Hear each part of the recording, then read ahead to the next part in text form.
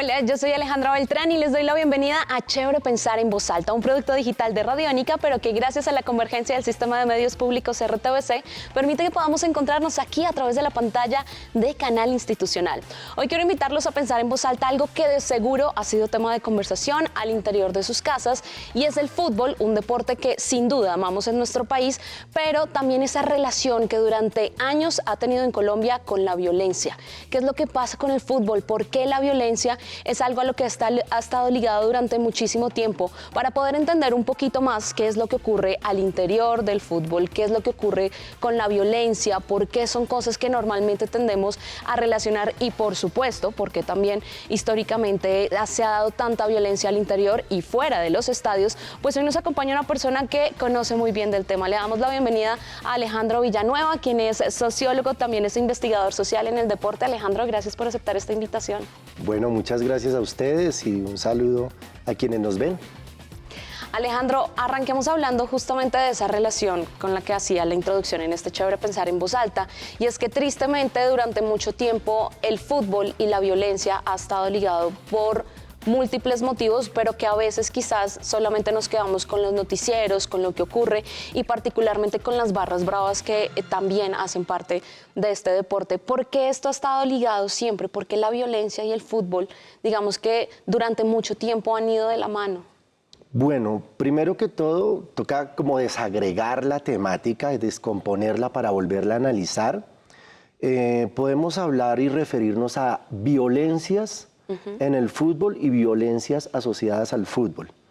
Digámoslo, en los orígenes del deporte, por allá en la Revolución Industrial, en Inglaterra, pues tenía una función, y el fútbol tenía la función de simular las situaciones conflictivas de la sociedad o de las sociedades sin las consecuencias que trae la guerra.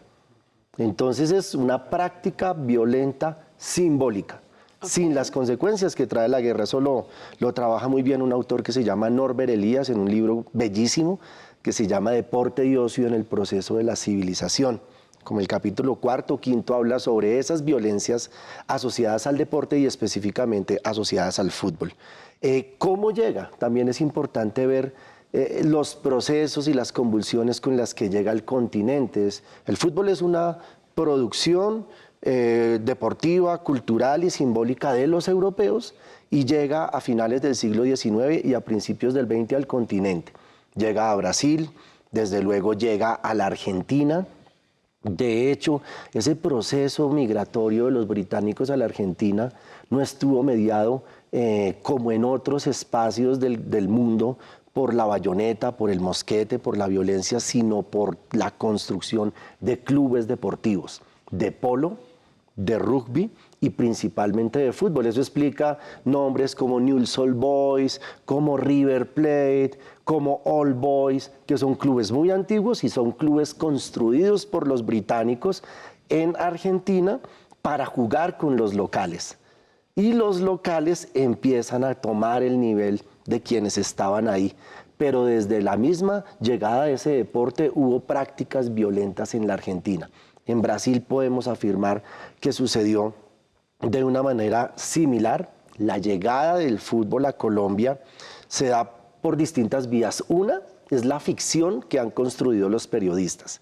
Los periodistas construyen ficciones y construyen narrativas que no son ciertas, ¿sí? Pero que las terminamos asumiendo como verdades. Entonces, es decir, uno ve en algunos libros donde llegan a Puerto Colombia unos británicos ferrocarrileros y le enseñan a unos indiecitos patirrajados a jugar fútbol, y por ahí llega el fútbol, y si no, entonces llegan por la costa pacífica.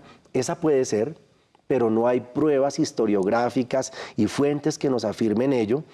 Pero con un compañero, José Luis, un historiador de la Universidad Javeriana, encontramos los archivos del Gimnasio Moderno y los archivos del Colegio San Bartolomé La Merced.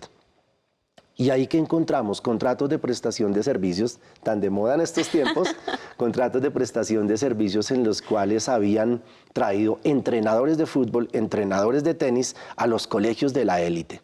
Entonces, si hacemos un análisis de las élites traen este deporte organizado a Colombia. ¿Y qué características tiene? que tiene un uniforme, que tiene un reglamento, que tiene un árbitro, que tiene unos artilugios, que tiene unos elementos y que definitivamente están marcados a través de una planilla y sobre todo generan una afición. Entonces, mira que esa llegada también es un poco turbulenta. ¿Qué sucede? Las primeras asociaciones que se pueden hacer a esto están relacionadas con que el deporte también ha sido, y el fútbol ha sido utilizado en la pacificación simbólica del país. Esto es fundamental porque no es casualidad que después del 48, abril del 48, 9 de abril, Bogotazo, y octubre del 48 tenemos la creación no solamente de la DIMAYOR, sino la creación del primer campeón, que es Santa Fe. Lo mismo, algo similar, abordaría David Kitian en su tesis doctoral sobre el ciclismo como un proyecto de pacificación simbólica en el mundo de lo rural, a través de la Vuelta a Colombia.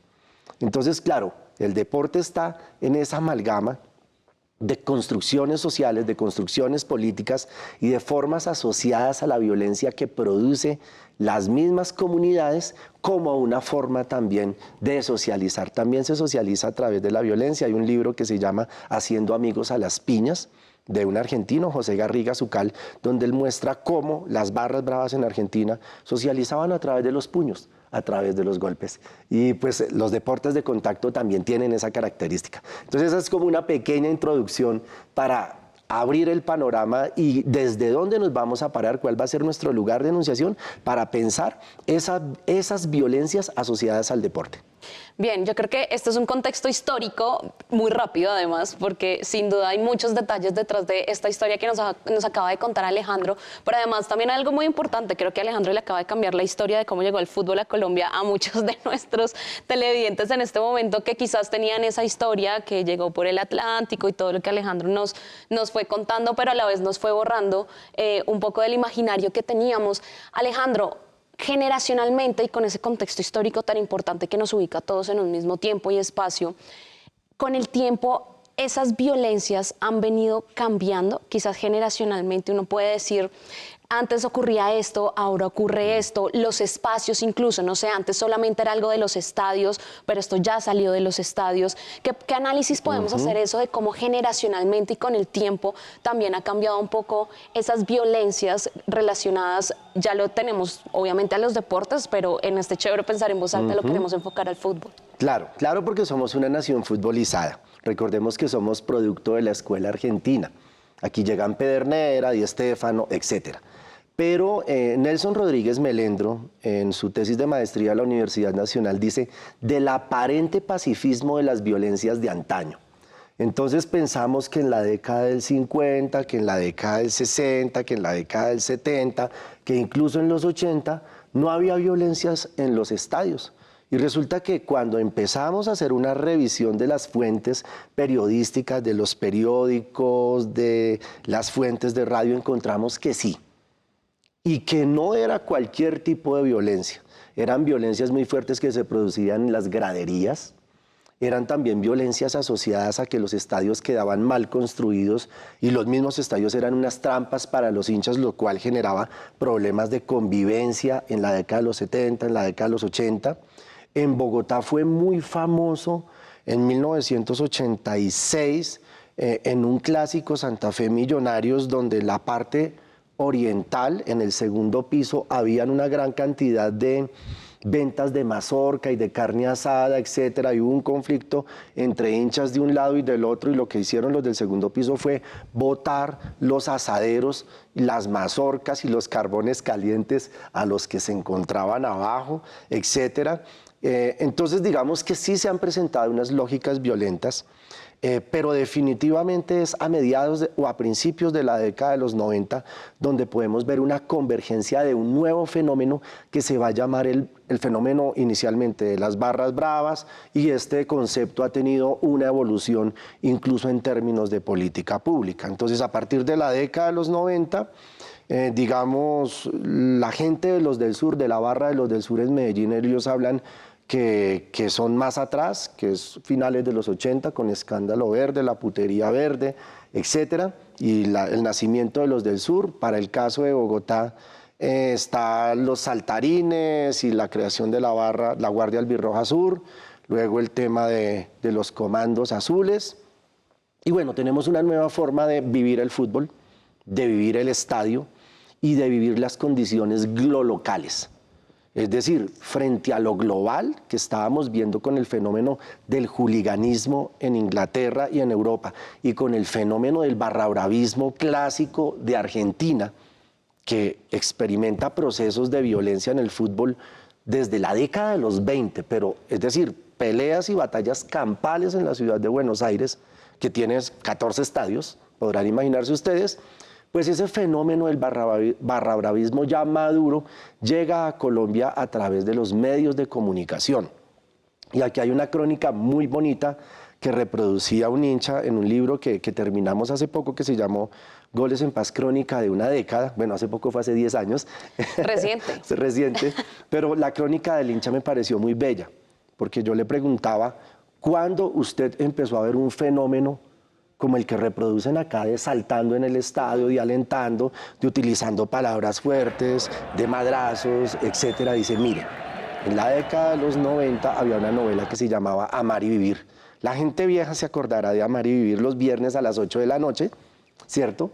Tú no.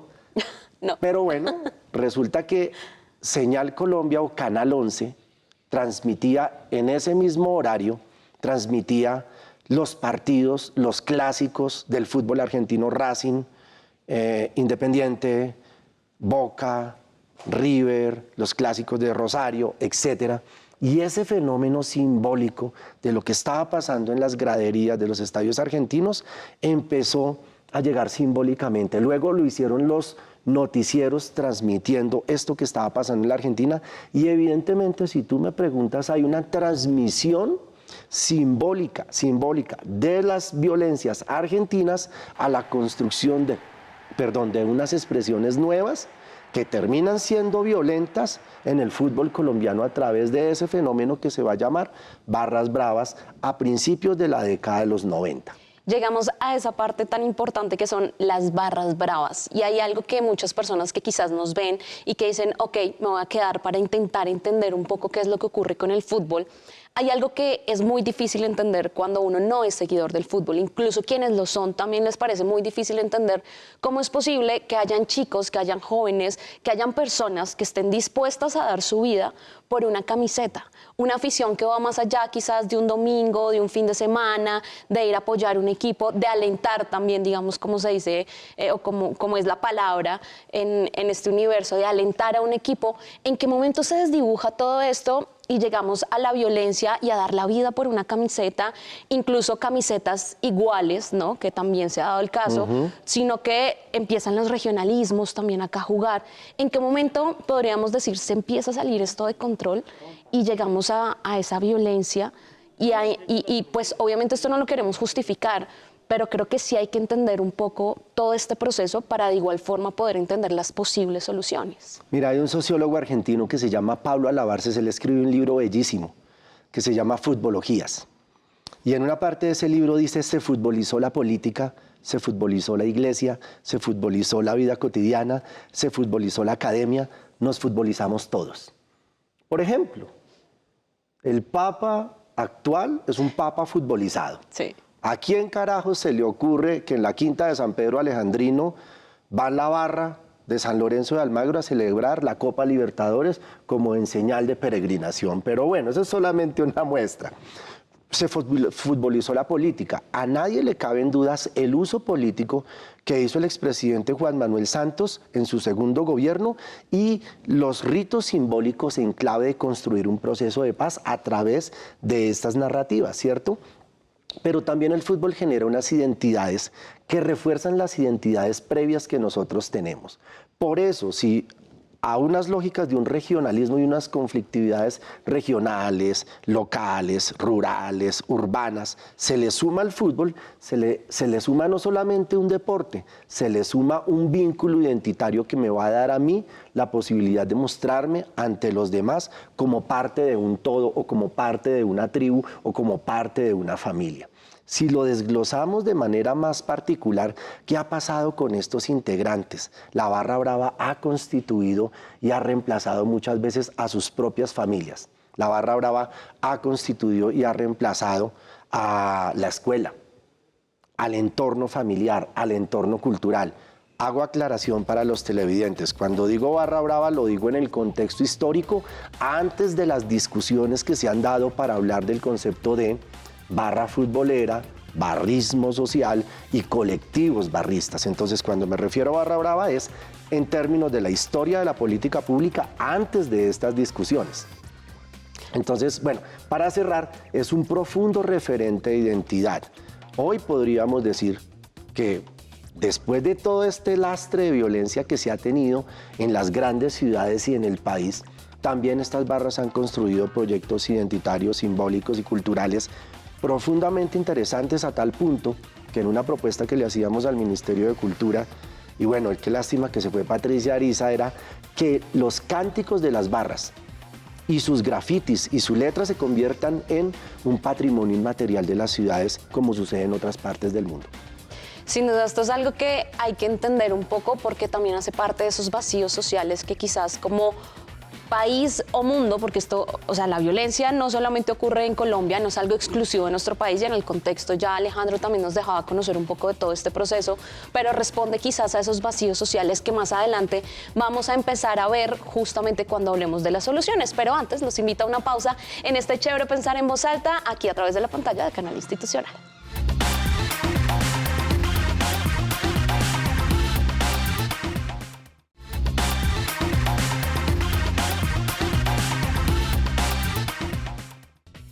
Continuamos en este Chévere Pensar en Voz Alta. Si usted está llegando hoy, estamos pensando en voz alta el tema del barrismo, pero particularmente de esa violencia y de esa relación que hay con el fútbol. Ya hemos hecho un contexto histórico, ya hemos entendido un poco en qué momento nace ese barrismo y además esa afición que lleva a que se convierta un poco y en algunos escenarios en violencia, esos cambios generacionales que han hecho que quizás esa violencia salga de los estadios, llegue a otros lugares y que también ayuda a entender un poco todo este proceso. Sobre todo si usted, querido televidente que nos está viendo, siempre se ha preguntado por qué esa relación, por qué el fútbol o por qué los hinchas tienen que tener peleas entre ellos así tengan la misma camiseta, y justo ahí íbamos en este proceso y hablábamos de los vacíos sociales que llevan justamente a que ello ocurra y cómo muchos jóvenes empiezan a encontrar en ese barrismo, en esos equipos de fútbol, en una familia que quizás no tiene problemas o con los que tiene muchas coincidencias. Y estábamos, Alejandro, hablando de eso justamente porque de ahí empezamos a entender muchas cosas que hay detrás de esa violencia, de esa afición y de ese amor a una camiseta, ¿no? Que es algo que muchas veces no logramos entender y decimos, pero ¿cómo es posible? O sea, al final todos somos colombianos, porque esa necesidad de llegar a los golpes, porque esa necesidad de llegar incluso a dar la vida por una camiseta. Y en ese orden de ideas también han existido durante mucho tiempo muchos programas que han tenido como finalidad pues empezar a bajar esta agresividad que se ha presentado en las tribunas. Y arranquemos por una de las soluciones que yo creo que nacionalmente más se ha conocido: Goles en Paz. Bueno. Sin duda, ese ha sido uno de los proyectos más grandes y que cuando uno habla de soluciones que se han querido dar, quizás es la primera que llega a la cabeza de muchos: Goles en Paz. Sí, hay unos antecedentes muy importantes. Digamos, el tema de la violencia a mediados de la década de los 90 en Bogotá se desbordó. Fue tristemente célebre un enfrentamiento en el barrio Galerías, donde casi el centro comercial queda destruido, y de ahí surge una iniciativa llamada Jugando Limpio, Todos Ganamos. Y ahí estaba Antonio Hernández, y voy a hablar de un sujeto que ha sido alma, vida y sombrero en todas estas políticas y en todos estos procesos, que es el señor Alirio Amaya. El padre. No, el padre no. Él era el padre Alirio López, que comienza con el proceso, que también es pero Alirio. Alirio Amaya ha sido un académico y una persona, un funcionario muy comprometido con todo este proceso. Voy a hacerles más o menos la línea del tiempo. Es administración Enrique Peñalosa, programa Jugando Limpio, Todos Ganamos. La siguiente administración arranca con todo un proyecto que se llamó Goles en Paz, y este proyecto Goles en Paz en Bogotá hizo un sinnúmero de acciones encaminadas a construir convivencia entre las distintas barras de fútbol, no solamente de Santa Fe y Millonarios, sino las otras barras de fútbol que confluyen en una ciudad de migrantes como es la ciudad de Bogotá. Posteriormente, en el gobierno siguiente de la alcaldía, se hizo algo más interesante que fue goles en paz en el estadio y territorios en paz, goles y territorios en paz. En la administración anterior se desarrolló el proyecto Goles en Paz desde el Instituto Distrital de la Participación, y en esta alcaldía el programa Goles en Paz llega nuevamente tirando línea sobre convivencia en el fútbol y convivencia en la ciudad desde la Secretaría de Gobierno, que esto es muy importante. Las secretarías de gobierno son las que tiran línea sobre la gobernabilidad en un territorio, en una ciudad, en una unidad administrativa, y esto pues ha generado distintos procesos. Fue la base de Goles en Paz y las iniciativas de la ciudad de Bogotá las que irradiaron la construcción de un bloque legislativo muy importante, la Ley 1445, la Ley 1270, el Estatuto del Aficionado, y la construcción de una política pública que se llamó Plan Decenal de Seguridad, Comodidad y Convivencia en el Fútbol 2014-2024. Digamos que cuando empezamos a sumar todos estos esfuerzos, claro, son esfuerzos que hace el Estado. Y cuando hablamos de que son esfuerzos que hace el Estado, son los esfuerzos que hacemos los contribuyentes. Y aquí eso hay que dejarlo muy claro. El plan decenal costó 3.000 millones de pesos en su época, lo gestionó el exministro Aurelio Iragorri. Digamos, todo lo que ha tenido que invertir las administraciones distritales de la ciudad de Bogotá, de Medellín, de Antioquia, de Barranquilla, de Neiva, etcétera, han sido esfuerzos netamente públicos. Hay que agregar que también la mayoría de la infraestructura deportiva y de estadios del país es de carácter público, pero entonces aquí tenemos también una nueva forma compleja, y es que los clubes de fútbol, la federación, la DIMAYOR, también deben apelar a esa constitución de empresas que tienen desde la perspectiva de la responsabilidad social empresarial a contribuir. Y contribuir también es dando ejemplo. Contribuir es que cesen los escándalos de corrupción. Yo no le puedo decir al integrante de una barra que se porte como un ciudadano ideal cuando el dirigente de fútbol pide dinero para la carnetización y se la roba. Es decir, la plata de la carnetización en la época de Perdomo se perdió, y eso no se le ha olvidado a los hinchas. No tengo que decirlo yo acá, no tengo mucho que ver con el fútbol, simplemente lo amo, pero los hinchas no olvidan que se sintieron tumbados, perdón la expresión, en esa situación específica. Y claro, la creación de políticas públicas nos cuesta a los contribuyentes. Creo que eso es muy importante, falta mucho. Falta mucho. Creo que las próximas administraciones tienen desafíos muy importantes donde se desarrollen proyectos productivos, capitales semillas, alternativas de trabajo, alternativas de emprendimiento, alternativas de crecimiento académico, de crecimiento cultural en los integrantes de estas barras para que el fútbol fluya. Miren que esto es muy interesante. Estas barras tienen una potencialidad muy compleja. Se pueden hacer ver desde muchos aspectos negativos que tú los has vivido en carne propia, con sus riñas internas, con sus conflictividades, con sus crisis de liderazgo, con sus problemáticas y sus conflictos con la ley. Y la otra, pues pueden seguir dando referencia de que Colombia se ha constituido en un país futbolero. Sí. Entonces son esas dos potencialidades, y entre todos los ciudadanos tenemos la responsabilidad de apuntar a que tengan los mejores procesos y que pues evidentemente sean autocríticos. Tampoco vamos a decir aquí que son ángeles, no. Aquí también hay unos procesos donde los integrantes de las barras, sus líderes, deben ser autocríticos con muchas de las consecuencias negativas de sus actos que han afectado al fútbol, la imagen del país y desde luego a los demás. Alejandro, me queda muy poco tiempo, pero no me gustaría terminar este chévere pensar en voz alta sin que pensemos en una línea hacia dónde tiene que ir esta conversación, porque ya hemos hablado que incluso se han invertido recursos públicos para finalizar este tema de la violencia. Sí, hay muchos equipos que incluso también han tenido una relación muy cercana con las barras bravas para disminuir este tema de la violencia. Se han dado soluciones como la carnetización, que lastimosamente terminó muy mal en nuestro país. Entonces, ¿hacia dónde debe ir justamente esta conversación? ¿Hacia dónde tenemos que pensarla para encontrar una posible solución? Bueno, mis soluciones son las del educador. Si el estudiante no funciona, ¿qué hago? Dialogo con él. Y si no funciona, sigo dialogando y seguiré dialogando toda mi vida. Creo que es importante seguirnos escuchando como nación, seguir escuchando a la gente del fútbol, pero fundamental es que exista un compromiso verdadero de parte del fútbol, de parte de los clubes, de las ligas, de las federaciones, de parte de los profesores de educación física que están entrenando a los más pequeños, de parte de los padres de familia que llevan a sus hijos a jugar fútbol y gritan al técnico y lo madrean porque no lo puso o porque lo quitó del campo. Creo que ahí también comienza una forma de construir convivencia. Desde luego es importante conectar el deporte universitario y formativo con el deporte de alto rendimiento, como sucede en otros países, y desde luego, definitivamente, que se cumplan pues todos los procesos de la política pública y que haya una armonía entre lo público, lo privado, lo institucional y sobre todo el compromiso de las barras en una dinámica de construir un mejor país. Y esperemos que estos sean los desafíos de la nueva ministra, nuestra colega, nuestra amiga Viviana, la nueva ministra del Deporte, y que pues esto se integre a los demás ministerios como el de Educación, como el de Cultura, como el Ministerio del Interior, y tengamos otro tipo de característica y seamos una potencia exportadora del fútbol.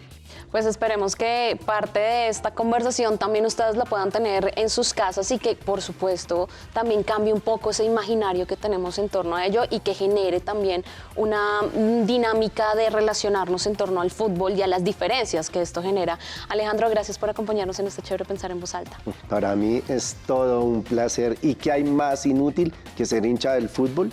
Nada. Pero pues el amor también es irracional. Estoy totalmente segura que con ese cierre hay muchas personas que detrás de los televisores en sus casas acaban de decir, sí, tiene toda la razón. Pero sin duda es algo que está y hace parte de la diferencia que tenemos como sociedad, pero que también para poder estar en esas diferencias y convivir, pues hay que entenderlas. Y para ello es interesantísimo este chévere Pensar en Voz Alta, que ojalá ustedes puedan continuar al interior de sus hogares. Yo soy Aleja Beltrán y nos vemos en una próxima edición. Chao.